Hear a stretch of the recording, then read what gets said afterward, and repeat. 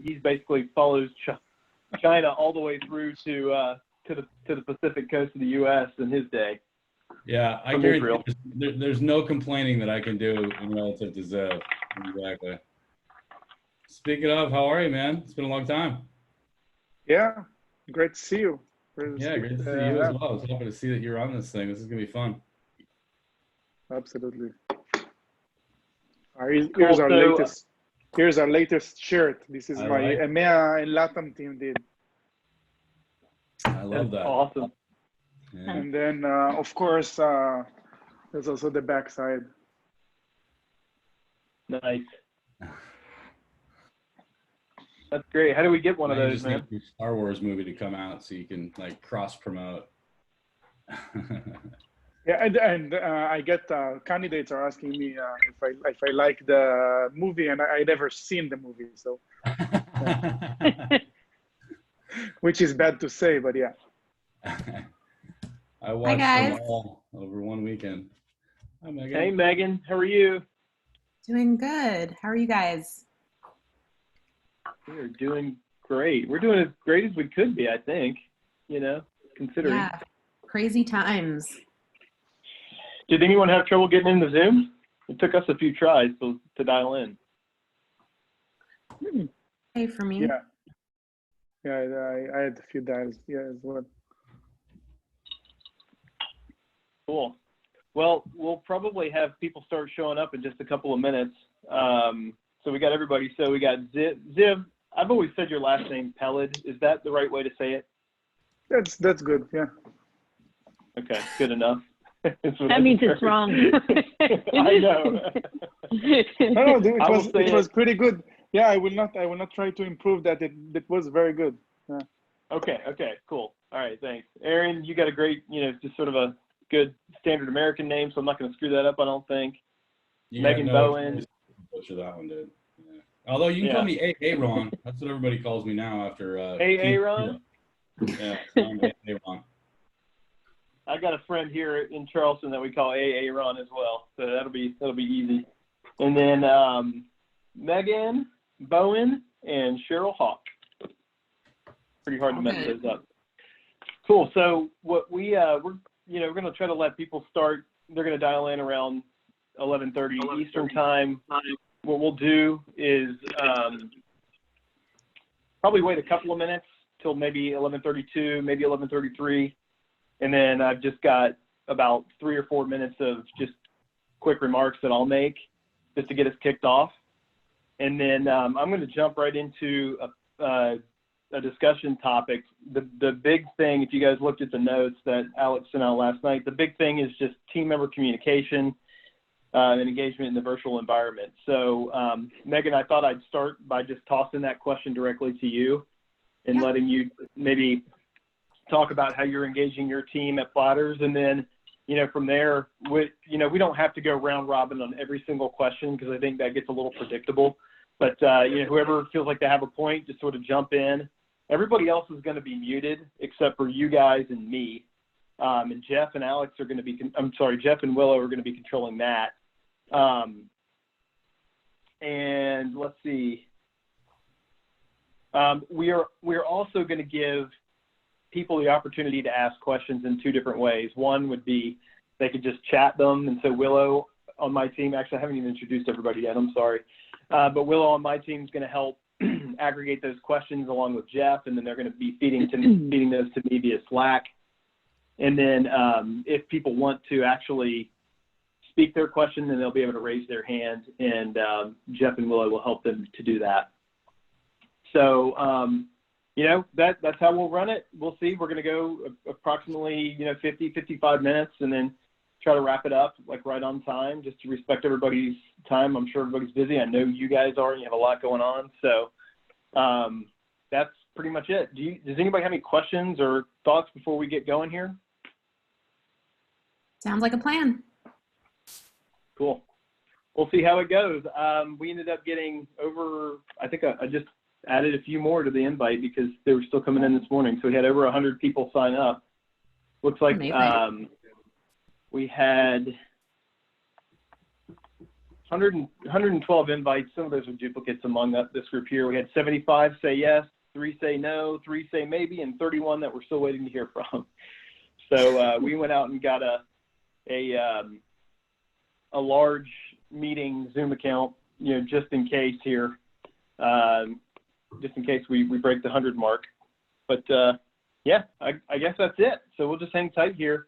Actually, real quickly, Jeff Brunsbach is my partner. So Jeff, say hey to everybody there in Customer Imperative.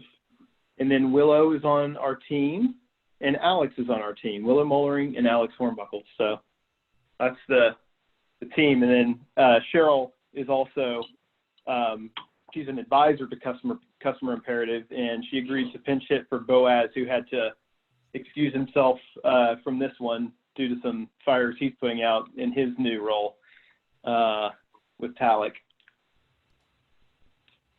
So that's the team. Awesome. Thanks for setting this up, Jay. I think it's a good thing for us to be doing, and it's crazy. The turnout's awesome.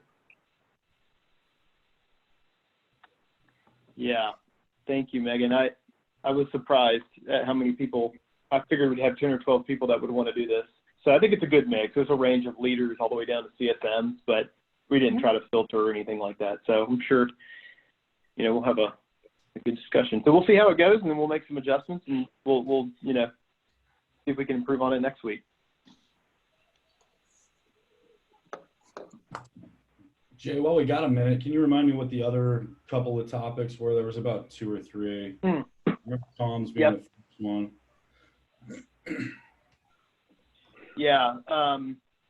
So team member communication and engagement was number 1. Motivations, distractions, culture. Are you actually experiencing issues, or are we sort of feeling like this is, sort of worry at this point? How are people communicating what means? Customer engagement, how are we starting to get a pulse on where our customers are? How do we drive engagement? Protecting renewals, expansion, that type of thing. Okay, thanks. And then there's a couple of other topics we're probably going to push into subsequent meetings. They're just a little bit more of your standard topics around, building a CS team, training and development, engagement model, post-onboarding, goals and OKRs, etc. And then we're recording this probably, right? We are recording. Yep. And so will you be able to share that with us so I can kick it over to Todd to do a little promotion on it or something? Absolutely. Yep. Okay. We're also going to take notes, Aaron, kind of just almost like your Cliff Notes version of notes that come out as well. So we can share that too. I'm too young to what's Cliff Notes? I don't know what Cliff Notes are. I don't know. Never skated through an English class in high school with those. I don't know what you're talking about. Yeah. I like it. Cool.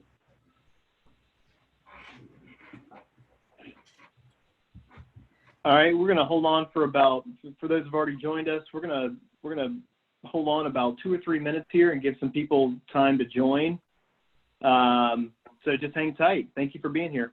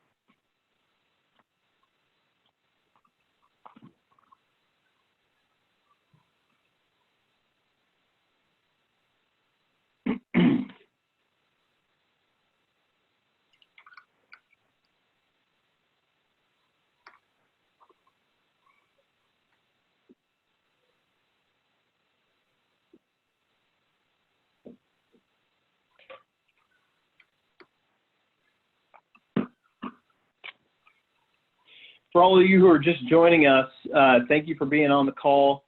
We're going to give everybody just a couple minutes before we get started here because Zoom has been a little tricky to get into at times this morning. So we'll give everybody a couple of minutes and then we'll get started.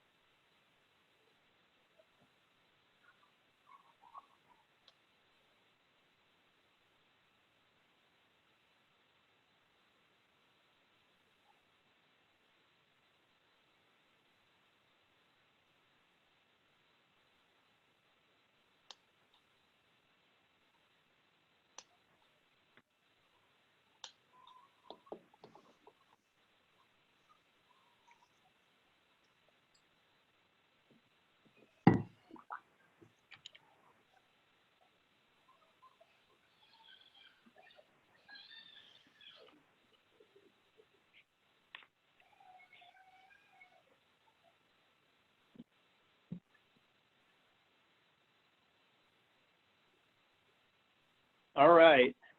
Well, we got about 45 people on the call, it looks like, and we're going to go ahead and get started here. I know some people have had a little bit of a challenge dialing into Zoom this morning, so I'm sure there'll be some folks joining us as we go here. But hi, everybody. My name is Jay Nathan. Really nice to see you all today. My grandparents grew up in a town called Allentown, Pennsylvania, where they used to play street games during the Great Depression with a guy named Lee Iacocca. And you may recognize Lee Iacocca's name. He started working for Ford Motor Company in 1946. He sort of progressed through the company, and in 1970 became the president of Ford Motor Company. He did that for 8 years, and then he was fired by Henry Ford in 1978. So he lost his job. And soon thereafter, he was hired by an American company called Chrysler Corporation. And within a few years, he had taken that company. Actually, Chrysler had gone under. They had become bankrupt. But after a few short years, they were posting record profits, and they became one of the great American business stories of the 20th century. So Lee Iacocca, he lived through the Great Depression as a kid. He ran Ford. He got fired by Henry Ford. He basically resurrected Chrysler, which is a dead company. This guy dealt with a lot of tough things, a lot of difficulty in his life. And here's what he had to say. He said, in times of great stress or adversity, it's always best to keep busy, to plow your anger and your energy into something positive. And so I feel like that's what we're here to do today, which is, just focus on some positivity during this tricky time. So as you guys know, on Tuesday, I put out a LinkedIn post looking to get a group of CS leaders to talk together to talk about the new challenges we're all facing and share some ideas on how we could move forward. 2 days later, here we are. There are almost 100 people registered. So there's about 50 of us on the call right now doing just that. So, these are certainly unprecedented times. I think it even sounds a little trite to say that. I mean, it's obvious. But I believe to my core that we weather the storms in community with one another. We get better as individuals in community.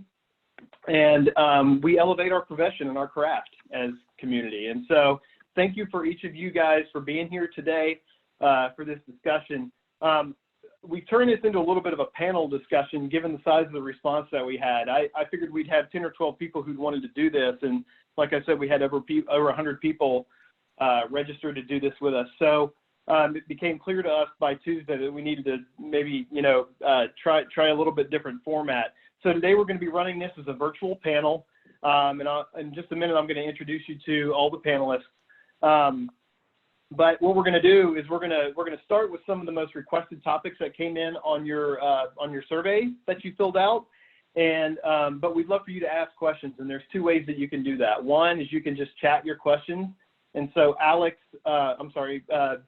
Willow Mollering from my team at Customer Imperative and my partner Jeff Brunsbach are going to be manning that chat.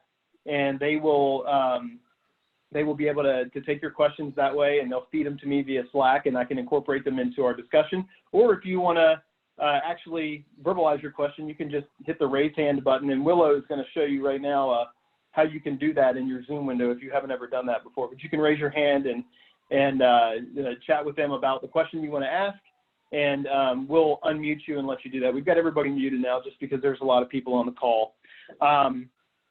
So we're going to be running these sessions for at least 3 more weeks. We committed to doing this for 4 weeks. I think given the size of the response, what we're going to try to do is play around with the format a little bit. We may do some virtual panels. We may do some topical deep dives. We may do some small group cohorts. But you know, we're going to play with the technology. Zoom has got a breakout room feature that we want to test out and see how that works. So give us feedback. We have a survey that's going to go out right after this in true customer success form. So we'll send that to you right after this. I'd ask you just to fill that out. It'll take you less than a minute. It's very short, as you would expect. And then let's see here, a couple of other notes. We're going to be taking notes. First of all, we're recording this session. So just so everybody knows, this will be recorded and shared back out with the community.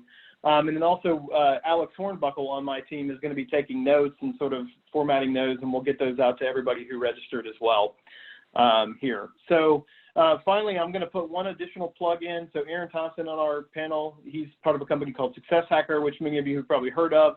They're going to be holding a happy hour for CSM folks tomorrow at 2 p.m. Pacific time and 5 p.m. Eastern time. So I'd encourage you to send your team members to that. We'll include a link in the notes that we send out after this, so that you can distribute that and share it with your team. It's going to be an Ask Me Anything kind of format there. So I think that's all the logistical stuff. Let's hop right in. So I wanted to introduce to you guys our 4 panelists. Many of you have probably seen these guys on LinkedIn and probably even at community events and whatnot. But Megan Bowen, who's based in New York, is VP of Customer Success at Platterz. Hey, Megan. Ziv Peled, who is Chief Customer Officer at AppsFlyer. He is in Israel right now, where he's based. Aaron Thompson is General Partner of SuccessHacker. And then Sheryl Hawk, who's held a bunch of different VP of CS jobs in Silicon Valley over the years, but Conversica, White Hat Security, where she and I initially met, most recently Agari, and she is currently doing a little bit of work with us right now at Customer Imperative. So glad to have these 4 mega minds here around customer success. So we're gonna jump right in and see how this goes. Thanks for bearing with us. Ask questions as we go, and we'll get going. Okay. So Megan, I'm going to start with you. Team member communication and engagement. Tricky right now. Everybody's like in this euphoria of virtual meetings for the first time. Everybody's showing everybody their kids and their dogs, but how's it going so far with your team? Like, how's that working out for you, and what have you changed here recently? Absolutely. Thanks, Jay, for having me and for organizing this, and hello to everybody on the line. I hope you guys are all healthy and doing well and staying positive during this wild ride we're all on together. Yeah, I think certainly what you just described has been a really big adjustment for everyone. A couple of principles that I've been focused on to guide sort of my actions during this time have really been over-communicate.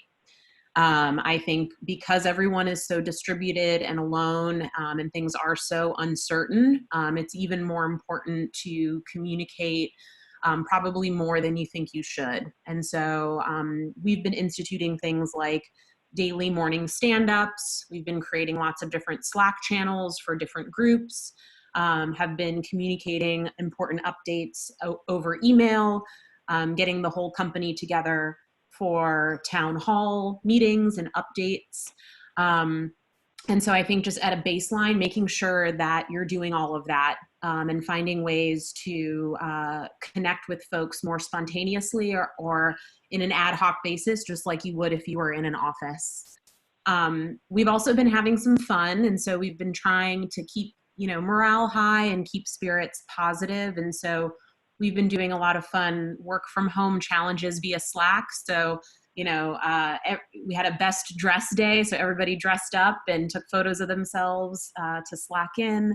We're asking people to send in, what they're making for lunch, what their morning workout routine might be, their favorite coffee mug, their best joke. And so we've been having these fun daily challenges, and it's actually been really a positive way to have people connect with one another.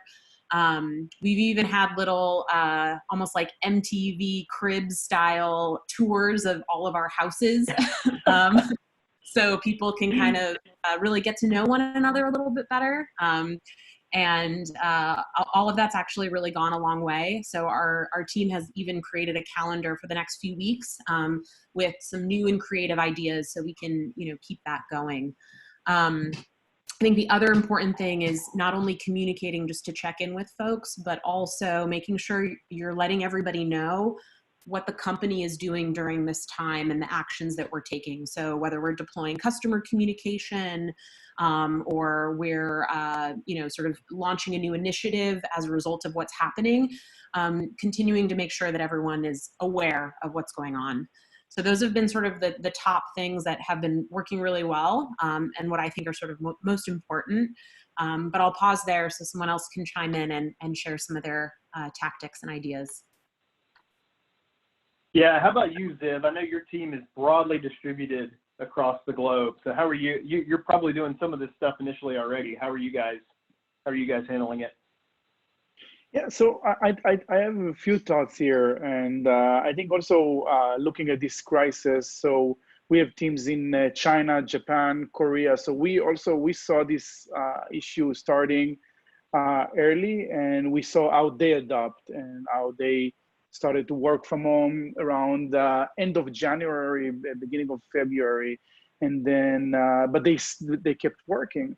And then I think that that led to our global team learn more and I'll say faster. And I think that one point more that I want to share, I think that for us customer success managers, I think that's it's easier for us to change work to from remote. Most of our work is remote. We have our enterprise customers that we used to do face-to-face with them, and I think we need to just a little bit adjust there. I think that the biggest challenge that we have right now is working with kids at home. That's going to be the biggest challenge, and also what will be for how long are we going to work like that worldwide? I think those are the big questions and the things that we need to look at. I think that our company, I think we're doing an amazing job around that. So we have now 3 times a day coffee time. So it's company-wide coffee time. And I think that's one of the biggest advantages that I'm taking out of this crisis, is that I get to engage with lots of people in my team and with other teams that I couldn't before. Because we have 18 offices, and as much as I try to be in the US, both in New York and San Francisco, and then in some other places, I'm as an executive, I'm not getting to engage like I'm getting to engage now. Now, speaking in 4 or 5 weeks from now, I can share more about what I think about this productivity, if it's productive enough or not. But absolutely. Aaron, I know you had to run your first. So Aaron, if you don't know, SuccessHacker, they do training for CSM team certification. So Aaron, you had to run one of your first virtual certifications. Curious how that went. It looked like from your LinkedIn post it went pretty well, but what challenges did you face? Well, we've been doing it for years, this remote coaching concept. We've just never taken what we do in an in-person environment, a 2-day intensive 8.5 to 9-hour days, and put it in a remote environment. We do very much more sporadic, right, over a 12-week program or something. So we were, I think, uniquely positioned for this sort of shift in how we are all existing now. And it went well. People really actually enjoyed it. We got a lot of comments around just the community factor. That's why we're doing the happy hours on Friday. You know, as we're all sort of experiencing this, I was struck by, you know, we have to be physically distant, but that means we should be more emotionally near, and take whatever we can, you know, whether it's the coffee or the crib style, you know, here's my house kind of thing. We can use this as a great opportunity to actually build our teams to be closer than they would have been had we all been meeting in a neutral place. You know, it makes it more personal while somehow being more physically distant. And then I saw a question come up on the chat actually around like babies and dogs and animals or whatever, you know, like, and we're all sort of balancing kids. Like, so they just announced, I live in Portland, Oregon. They just announced that schools closed until the end of April. We're all sort of bracing for the next announcement of that it's just closed for the rest of the year. And we'll just, you know, wipe out 2020, pretend like it didn't happen, hit reset button and start over again next year, right? And so as we're doing that, like, if we can try to be front of mind with that emotionally near concept, even though physically distant, I think we all can have a lot more grace with people who have kids and babies and dogs barking and sort of the things that used to be faux pas, because we're all now in this same boat. You know, I remember working from home years and years ago before it was very common. And like, if I was on a webinar and the doorbell rang, like that looked really bad, you know? And if the dog barked, that looked really bad. And I think in this environment, I'm not saying forever that's going to be the case that we are maybe as lax, but for now, I think we can kind of give each other some grace to just understand we're all doing the best we can. And with that emotional connection, it actually provides an opportunity to sort of get to know your team members, your customers, and other folks. Like, I love that we're doing just the public happy hour thing, you know, like, I don't know how many people we're going to meet, but it'll be a lot more people than we would have if I'd have gone to a bar here in Portland and said, hey, come have a beer with me, you know? So I think it actually provides an opportunity to create connection. It'll be a lot more diverse as well, I would guess. Yeah. You know, one of the comments that was made when we were talking about the babies and the dogs and doorbells and all that kind of stuff is like, what about professionalism? And okay, that might be cool with your team, but how are we, do we still need to be trained? We need to focus on professionalism when it comes to communicating with our clients in a virtual way. So curious what the thoughts of the group are on that. I think as Aaron was just saying, I think we're kind of all in this together in a weird way. So I think people are bonding more easily just over, all of us being human and being in this unprecedented situation. And so I think we have a window of time where just being authentic and kind and honest about what's happening will actually really, I think, create a lot of goodwill with our customers. I think whenever I'm speaking with customers this week, last week, as this has been going on, I'm speaking to them like I'd speak to my best friend. I'm like, how are you doing personally? Like, what's going on in your life? Are you okay? And then, we see where that conversation goes. And so my approach with customers is you lead with humanity and empathy and kindness. And I think, laugh a little bit if, some of these, the dog barks, the doorbell rings, whatever it is. So that's been my experience so far and my approach. Yeah, tons of humanity coming out right now, which is really refreshing, honestly. Yeah, I agree. I mean, I want to jump in on that actually with what Mega's pointed on, sort of the humanity of it. I mean, customer success at its core, the thing that I love about it is the people and the people who are attracted to it. And the reason I like that so much is because what it really is all about is about the human. We're account management, our allegiance lies with the account. And in customer success management, our allegiance lies with that person and making that person's life better, make them successful, thought leadership in their own space, et cetera. And what a unique opportunity here we have now to get inside our customer's home and get in, like in a not in a weird way, but you know what I mean? Like, get to know them in a different sort of way, and they get to know you. And so just being open about that. We had a customer on our 2-day workshop this week that she actually had a babysitter come because she has a very young baby, and she was like, I won't be able to really concentrate. And so she had a babysitter for 2 days come to her home and hang out with her baby. But on breaks, right, she gets to see her baby, as opposed to, we were going to be in New York, and that would have been awesome, but you know, she would have still needed a babysitter, and she wouldn't have gotten to see her kid at lunch. So, you know, there are pros on the sort of humanity side of it. And I think if you get creative, like I have a giant whiteboard right there that I can wheel right behind me. It takes up the entire shot behind me. And so I can just stand up and whiteboard right here, and then get back in front of the camera, and you make the best of it. And you can actually still deliver, I think, a very high quality interaction, whether for me, it's training and certifying people in customer success. And for a lot of people, it's servicing their customers and going through the business reviews and all the things that we do from a tactical perspective. You can still be really, really effective. I think we're in a nice convergence of where technology is with all the web conferencing capabilities and this catastrophic, unprecedented situation hitting at the exact same time. This would have been a lot worse 10 years ago. Yeah, I would like to add something here. I think that one of the things that you said, and I think it's a lot about the things that I'm promoting out of my vision and the things that I'm building currently within AppsFlyer.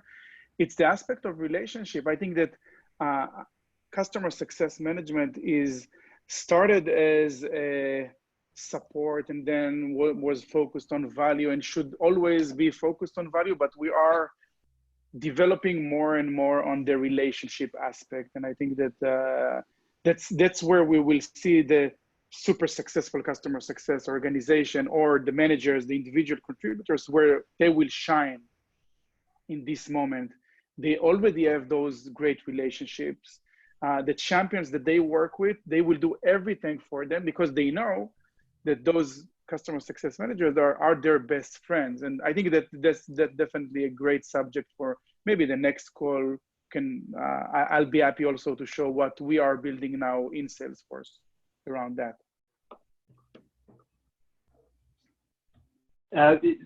Absolutely. So Sheryl, I want to get your take on this. You know, we have, I'm sure there are people on our teams who are starting to get nervous about where the economy goes from here. I know, like, I have my moments, like, and it's usually like work is an escape for me right now. I was telling somebody this yesterday, I think it might've been Donna.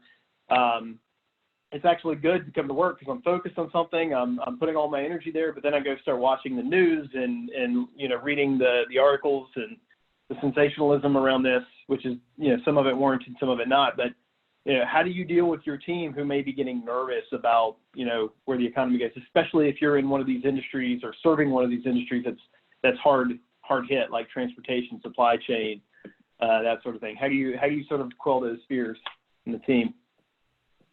So I think that a couple of things. One, having calls like this with your team, right? So one-on-ones and team meetings are probably never more important than they are right now. Excuse me.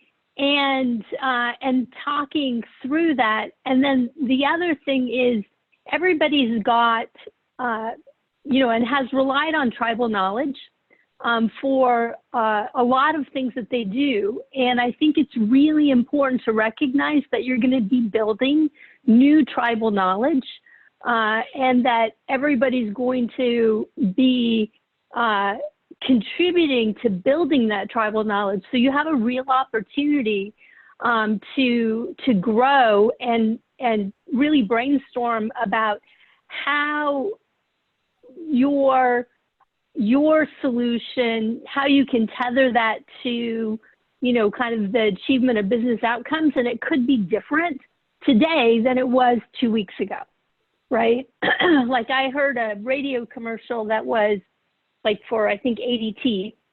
And I know that's consumer, but, and it was, they were advertising how their technicians, you know, like wash their hands and sanitize the surfaces. And so things that didn't exist as features or benefits 3 weeks ago, you could have those in your solution today or tomorrow that you can start talking about that make you more relevant to, because not just your teams, right, are concerned, but your customers' teams are concerned.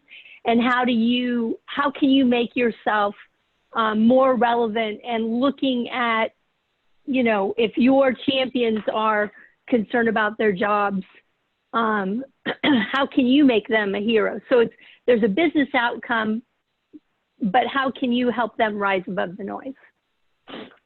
That was kind of a long answer. No, it's perfect. So this is great. I think there's a lot of tricks of the trade. I mean, you go read LinkedIn, it's all over the place, like how people are engaging with their teams right now. But let's maybe shift a little bit toward customer engagement. So obviously, it can be tricky just to get people's attention right now, and get them to spend any time with you at all. We had somebody sign up who said they have a customer call during this, and I was like, that's great. I'm glad you have a customer call. So by all means, we'll record this for you. So, you know, how do we begin to engage customers without being sort of threatening and annoying to them, or just distracting them in a time when they need to focus? So maybe Ziv, I'll toss that one to you first. How are you guys beginning to get a beat on what's going on with your actual customer accounts?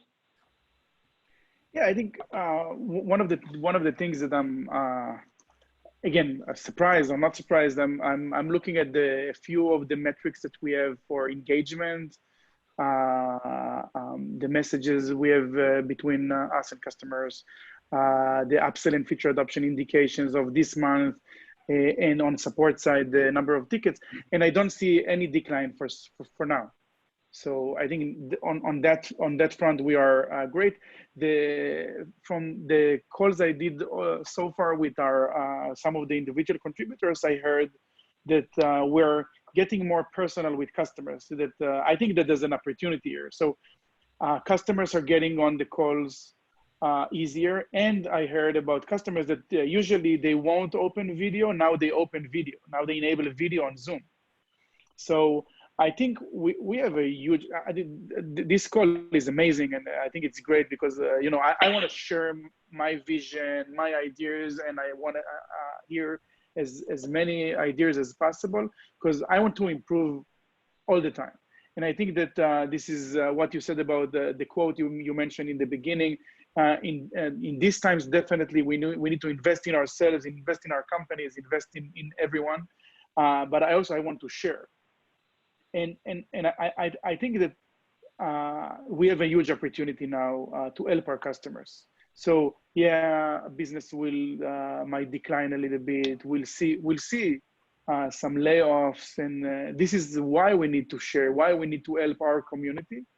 But for the majority of ours, I think that we are going to work a lot harder. We are going to serve more customers, and we need to see how we can excel, because in the end, and I think Aaron mentioned that, and I saw other people mention that, it's going to be much, much, much more important now, the revenue that we can generate and expand from the existing customers, because we're not, some of our companies are not going to have new customers soon.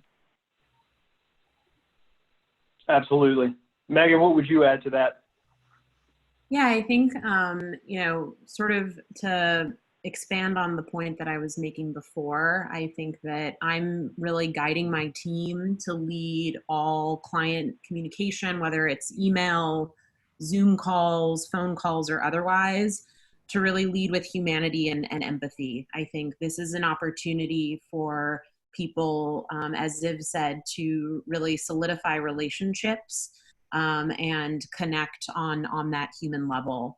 And then, you know, I think our offering is interesting because it's really meant to be experienced within the office. And so it's also been a really interesting time for us to learn about how our customers are trying to sort of keep their employees connected and continue to create, you know, great morale and build culture, you know, through this. And so, you know, we position Platterz as, you know, an employee experience and culture builder. And we primarily do that through food. And so we've been having great brainstorming calls with our clients, and, you know, they're coming to us and saying, what do you recommend and what are you doing and how can we keep our teams engaged? And so we're just finding ways to continue to add value, continue to build relationships. And I think, this is the time to, not be too assertive. If people aren't getting back to you, give them time. I think it's important to really be sensitive, to call out the elephant in the room, ask about their personal well-being, and find out what they're struggling with and what they're trying to do, and add value and help. And so far that strategy's been working really well for us. And I would say, I think sometimes I've gotten feedback that from some CSMs, should I even bother reaching out? Like, it's such a weird time. Is it insensitive to even communicate to begin with? And I don't think it is. All the customers that I've reached out to, or what I've heard from my team is people actually really appreciate, like, hey, thanks for calling me and asking me how I'm doing. Like, I really appreciate that. I think we're all, continuing to crave social interaction because of where we all are right now. Social distancing. Yeah, exactly. So I think that, it really goes a long way. And so I think, I agree with Ziv. I think it's an opportunity to strengthen relationships. It's an opportunity to show them that, we care about them, not necessarily, the revenue that they provide, but we care about them as humans. And if they have other challenges that we're equipped to help with, we're here for them, and we're happy to do it. I'd also add that something I'm trying to do personally for my team and also for customers is, lead by example. It's important to, stay calm, stay positive. We will get through this. This too shall pass. And I think there's a lot of anxiety and a lot of fear out there with our team members, with our customers. And I think, where you can focus on, exuding that positivity, that calmness, putting things into perspective for other people, that's really valuable. We all have our moments where, like you mentioned, Jay, where you kind of get in your head for a minute. And I think that's how I think we can all really help each other through this time. And it goes for our customers as well. Yeah, I want to add one more opportunity that I just thought about. So usually I say that marketeers, people that we are serving, so they around roughly, let's say, every 2 years they change jobs, and then it's an opportunity. If we serve them well, then they want to work with us again. What will happen after this crisis? Many of the people that we work with, they will change companies, and we have a huge opportunity to get more prospects in the door when this is over. Man, that's a huge point. That's a great point. I want to call out a comment.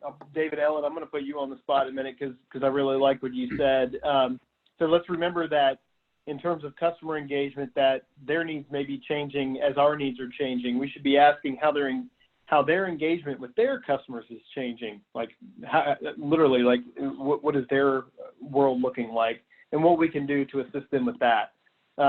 Maybe there are new opportunities out there to assist that didn't exist a few weeks ago, maybe even last week. So a phrase that I've been using a lot this week is necessity is the mother of invention. And I think, even a call like this is sort of evidence of that. Like, we're learning things that I never dreamed we'd need to know, at least last week.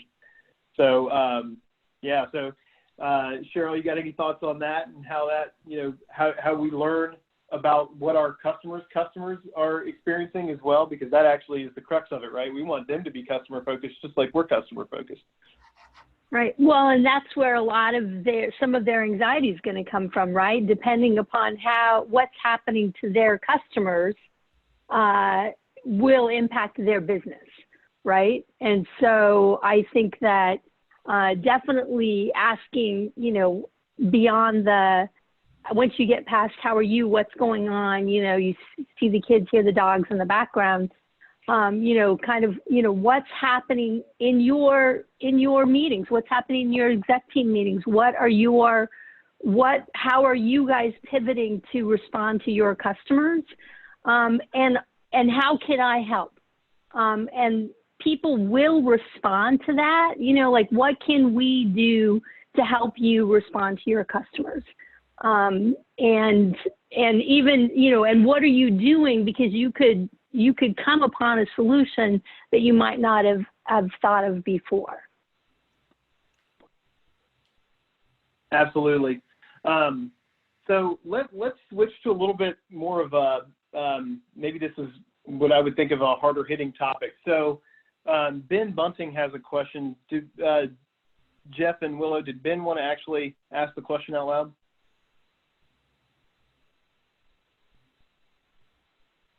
Sure, I can, yeah. So everyone can hear me, right? Hey, Jay. Hey, Ben. Yeah, we got you, man. So it was good timing when I saw your post in terms of renewals, and that's what I focus on. We're a SaaS company. Obviously, we live and die by our 12 and 24-month renewals. But then now, more than that, it's even before we get to the upcoming renewals that I'm worried about, it's customers coming and asking for freezes. Like, hey, can we just freeze our account here? And we have we do have travel customers that are majorly impacted. We have other industries that are going to be majorly impacted. So within 5 days, we already have a few. And so it's become obviously a hot topic, and that's the meeting I just left presenting on how we should respond. So that's my question to the group. I have my thoughts on what I think we're going to do of how we respond right now, but it's just going to happen more and more, I think, depending on how long this goes, of customers saying, can we just freeze our account for the time being? And I'm curious if you guys have dealt with that or have any thoughts, or I can share mine too. Yeah, I can jump in. So I think that this is really tough, especially based on your business and what stage your business is at, and what the actual revenue impact is. What I've been doing sort of on my side to try and navigate requests like this is try to think creatively if there's some type of option that can work for all parties. So not necessarily saying yes to the explicit request, but clearly if the customer is reaching out, it's because their business might be impacted, their cash flow might be impacted, and they're looking for help to navigate that issue.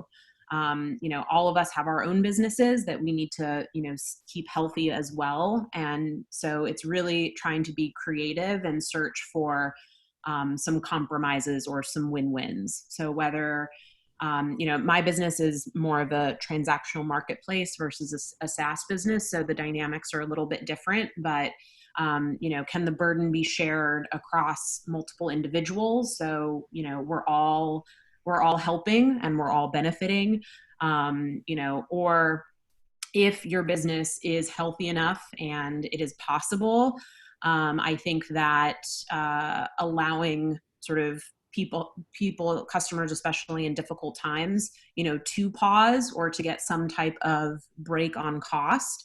I actually think, that's playing the long game, and that they're going to remember how you responded, and it will solidify that partnership. And as things return back to normal, they're going to remember that gesture. But I don't think there's a one-size-fits-all answer to this. I think you really need to evaluate the health of your business, the customer situation, and whether there's an option you can deploy that can work for everybody and doesn't put anyone at any particular disadvantage. But definitely a hard one. Yeah, I'll add to that. I think that, but by the way, I think it's part of it's a more generic case of sometimes you have customers not in this crisis that they need to downgrade, and I don't like to call it downgrade. I'd like to call it right size. So let's say that you have the customer that is 200K last year, but this year they can pay 100K. Do you want the 100K, or do you want the 100K to go to one of your competitors? Then definitely not. I think this is the same case. Is like if we will not care for our customers, so I'm not owning anything commercial, and I'm speaking with the COO, and I'm pushing some of our GMs in different areas sometimes to do those right sizes. And I believe that in this crisis, we will have to care about our customers. I think it will go a long way. And not only that, I'll even broaden it a little bit. If we go now, again, like in our business, and we are the leader in our market, if we go to some of our prospects and tell them that we will take care of them in 2020 and even 2021. So if they sign a contract today for 3 years, and we will only charge them for 2022, it will be a huge opportunity for us to win the business. So that's some of the discussions we have now in management. The first thing that comes to mind for me on this is reverting back to your customer segmentation strategy and whatever your intelligent service model looks like, right? So, I mean, there's different ways to segment your customer base, ARR being one of them, but you've also got proximity to your ICP, ideal customer profile, strategic importance, what vertical they may be in, and depending on where this request comes from, if it comes from my high, mid, low touch customer, I'm going to probably have a different answer, especially if they are in a vertical that we are trying to break into, right? And so they may need a little pass or whatever. And to Megan and Ziv's point, like if we take care of them now, they're going to remember. That's playing a long game for sure. But there's probably going to be other customers where they're not an ICP, they're a stretch customer, they're a bad fit customer, they don't pay us that much revenue today. And I would probably actually push back and just kind of say no. And if they leave, that's okay. You know, you're not going to fire a customer, but if they are in a position that they can't uphold their part of the agreement, my first question would be, well, what's changed around your desired outcome? Like, what does your objective that you originally hired us to achieve still exist in your world? And if not, then we shouldn't be in your world anyway, you know, because that very well could have been the case. But if it does, and they just can't now pay for it, I would look at sort of where they fall in our own business strategic discussions. And then basically, if you can float that and give them a credit or get creative, all you're doing is still delivering on their outcome, their desired outcome, but now you're aligning more effectively with their desired experience in these unprecedented times. And so those two collectively, now you've actually increased the quantification of customer success for that customer. And that should, to the points before, come back around. And it's probably the right thing to do, but that doesn't mean that our businesses can withstand that. You know, like we have to be intelligent with how we do that. We can't say yes to everybody just because that's the right thing to do. And so we need to be smart so that we can support our own businesses, because if we go out of business because we let everybody off their contract, right, now we can't do anything for anybody, right? And so there's extremes on it, but that's the first thing that came to my mind is like, who is this customer? Is this our most strategic, highest ARR, most vocal, best advocate customer in our book of business? Or is it a long tail customer that as we moved up market has really struggled to kind of stay in the proximity of what we would consider ideal? Or is it somewhere in the middle, and then that's, I think, where you make the judgment calls. But there's got to be some logic behind it and probably some sort of operationalizing of how you're going to handle these situations. But we should just another, a new, but another aspect to an intelligent service model that would kind of lean back on your segmentation. Yeah,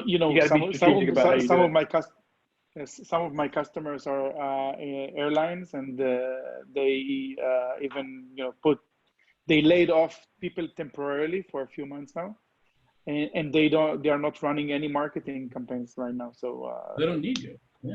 So on that one, it would make sense to just say, you shouldn't be paying us. We can't deliver on an outcome that you need right now. Like I'm not going to try to resell you. And then once you are ready and you do have that need again, that objective that we can fulfill, then we can actually deliver value. You'll realize it and everything will be good. Hey, Ben, we want to give you the floor to share your approach. Can you hear me? We got you. All right, cool. So we really start at the level of trying to mess with our contracts as little as possible.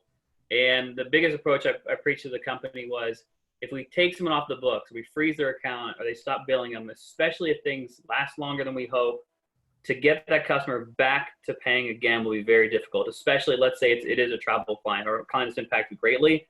They're gonna have to start rebuilding. And so why start paying for a service that you gave up? So that's my biggest concern is you're trying to manage that relationship, but if you get them off the books, then my concern of getting them back into paying you is a huge risk. So that's what we're really trying to avoid messing with their contract. So the payment terms was the first thing we're going to talk to them first, or the biggest thing. So, but it really comes down to messaging that I preached to the team, and then my boss that said we just got to help coach them that there are, at least in our case, very hard costs associated with managing the account. It's not a software that everyone just shares the costs or domains and work associated with that account. And so if it's on, even if they're not using it, there's hard cost associated to it. And we just got to walk them through that. Walk them through the fact that our aggressive pricing and the aggressive services like a CSM and a very involved CSM heavy touch work that we do is only possible because we know we have these 12-month or longer contracts. And starting to mess with that and pause that and pick that apart just really crumples what we're able to do for them.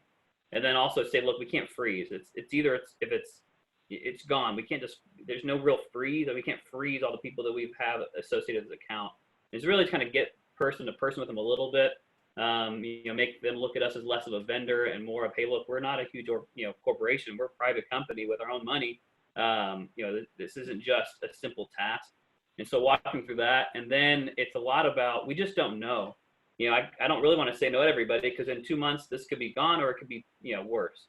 And so to me, I'm telling them to make a business decision this big right now with only 5 days in is really putting us in a bad spot. You gotta give me more time. I don't know what we can do, but at least give me to April. Can I come back to you in April and with a better idea of what your impact and our impact is on the situation? Because by then maybe they've gotten their money off of a different vendor who was softer and they're not going to bug us as much about it, or it's 10 times worse. And at least we know then we've got to, all hands on deck, do credits every month or something. So eventually it becomes a very professional stall tactic. Stall's kind of a negative way, but we just don't know. And so I'm trying to preach that to the client and saying, look, we don't know yet. You don't know and we don't know. So give us until April and let's talk again because it might be changed. So that's what we're trying.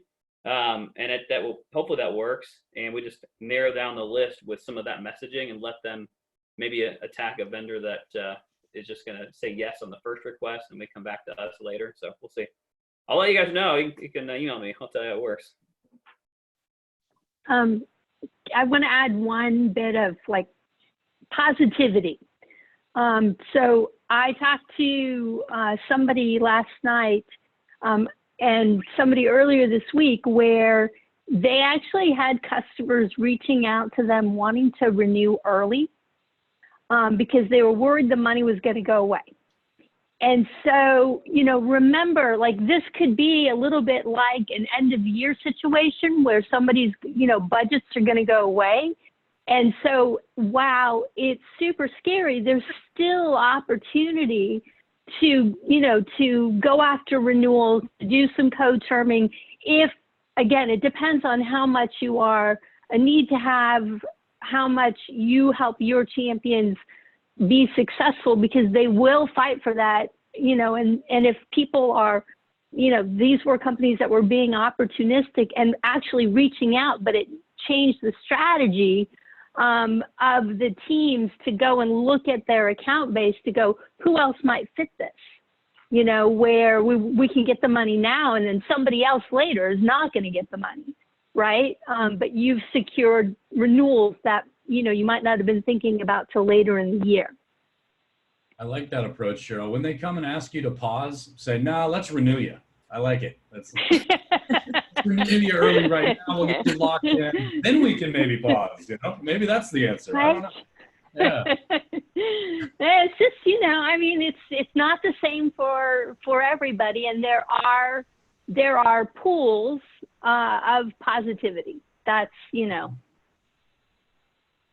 sure. Great challenges. How you position it. Yeah. Right. That's right. I think one of the comments in the chat says, how can I make this renewal work for you? I think that's great.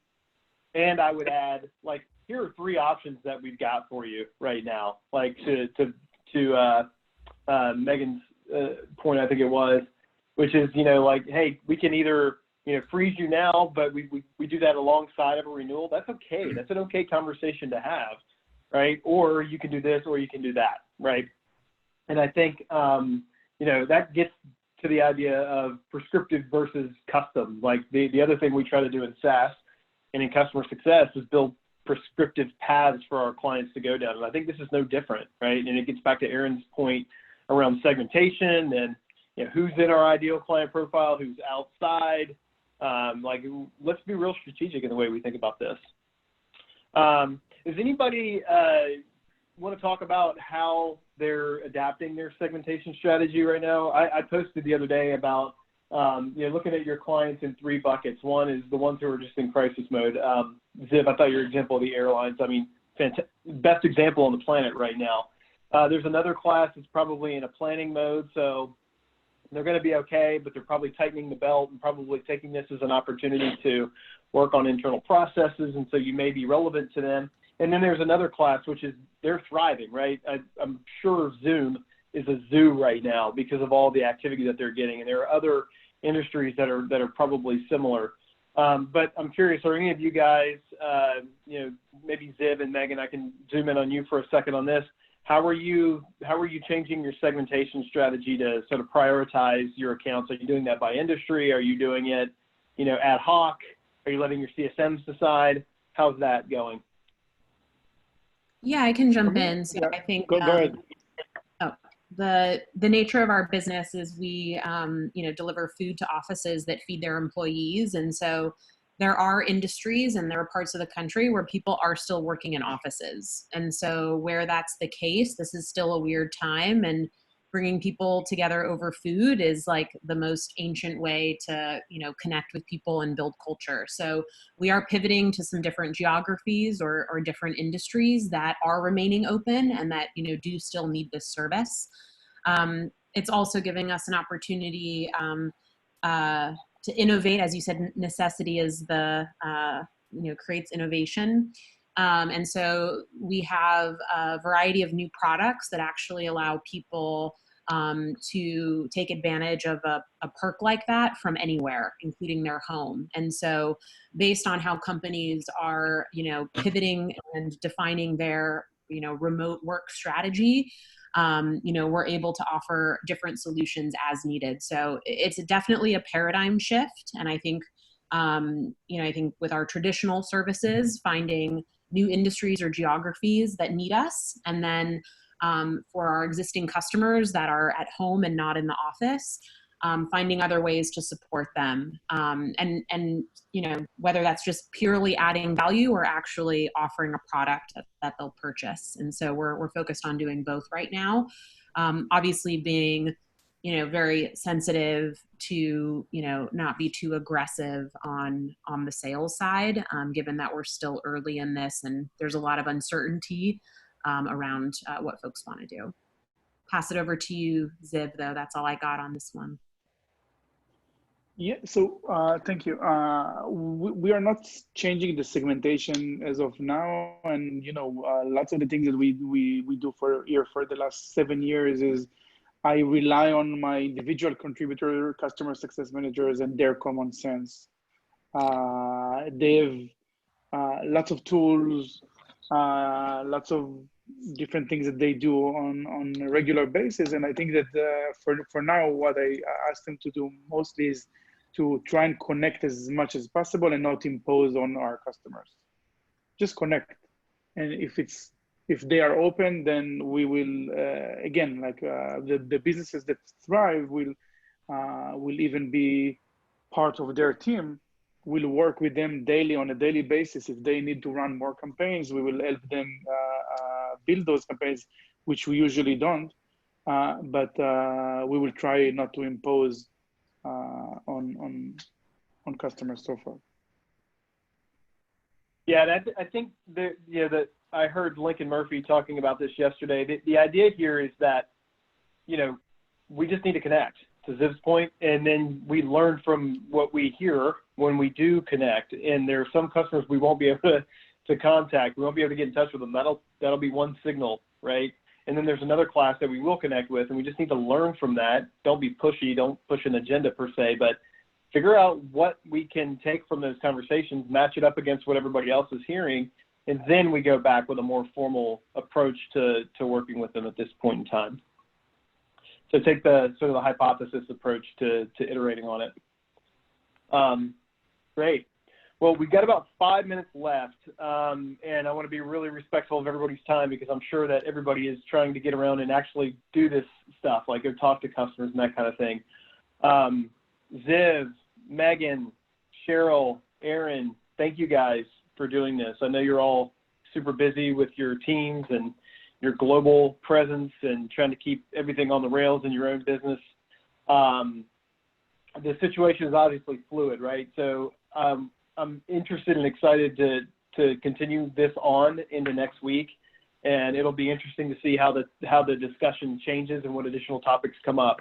We had a couple of other topics filter in too on the survey that we didn't get to today, but I want to acknowledge them.